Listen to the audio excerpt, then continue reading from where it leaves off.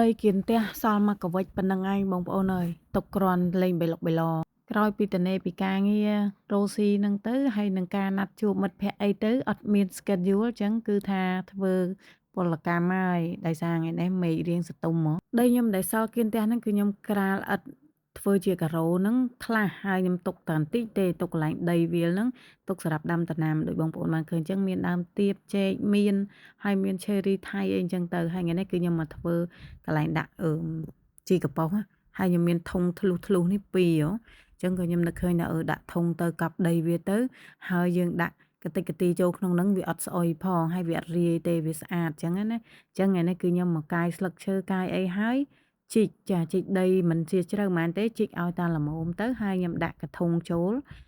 ហើយក៏កាត់ស្លឹកមែកឈើមែកអីហ្នឹងដាក់ទ្រាប់ពីក្រោម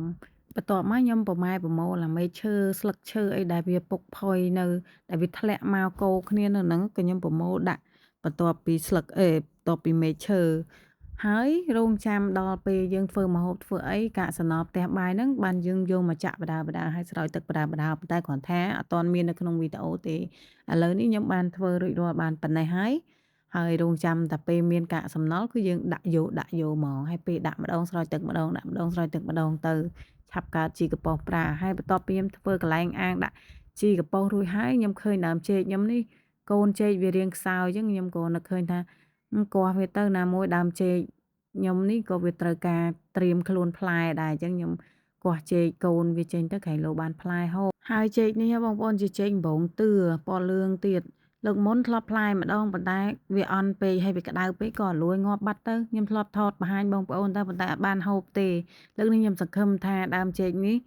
នឹងឆាប់ចេញផ្លែចេញផ្កាហើយកូនវានេះក៏នឹងឆាប់ដើមលូតលាស់ហើយអញ្ចឹងទៅដើម្បីបំបែកទៅកន្លែងផ្សេងទៀតដើម្បីឲ្យវារីកលូតលាស់តពូជតកូនតចៅអញ្ចឹងណាកុំឲ្យដូចម្ចាស់វាការ10ឆ្នាំអត់កូនអត់ចៅតទៀតចាស់វាខ្ញុំនឹងឯងចាអត់មានណាថាឲ្យទេអង្គុយទៅថាឲ្យខ្លួនឯងរាល់ថ្ងៃយកទៅណាមិនអស់កូនចេកដែលបំបែកចេញនេះគឺខ្ញុំយកមកដាក់ជាមួយនឹងដីជីយើងហ្នឹងជីអង្កាមផេះអង្កាមយើងហ្នឹងឬហើយយើង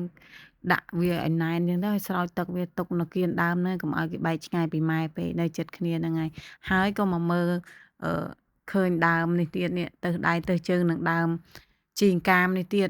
ទិញមកងាកមិញស្រស់សោះតទៅពេលយកមកត្រាំទឹកមួយយប់ស្ពោតអស់លីងឥឡូវហ្នឹងយកមកបេះស្លឹកចេញហើយ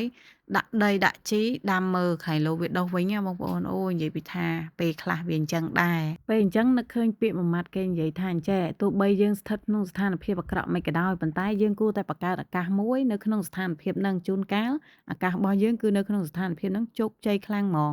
ណែទ្រឹស្ដីចូលខ្លួនបាត់ចាហើយជាចុងក្រោយនៃវីដេអូនេះគឺថាសូមអរគុណដល់ពុកម៉ែបងប្អូនជាពិសេសបងទាំងអស់ដែលតែងតែតាមដានទស្សនាវីដេអូខ្ញុំតាំងពីដើមរហូតដល់ចប់ហើយសង្ឃឹមថាបងប្អូនពេញចិត្តវីដេអូនេះហើយជួយគាំទ្រខ្ញុំឲ្យខ្ញុំរីកចម្រើននិងបានចំណូលខ្លះដើម្បីទៅពេទ្យខែងលោមានកូនមានចៅអង្គគេហ្នឹងណាបងប្អូនហ្នឹងហើយរាល់ថ្ងៃខ្ញុំទៅពេទ្យដែរបើគាត់ថាមិនទាន់ជោគជ័យទេជូនពរខ្ញុំម្នាក់មួយម៉ាត់មកអរគុណច្រើនជម្រាបលាបាយបាយ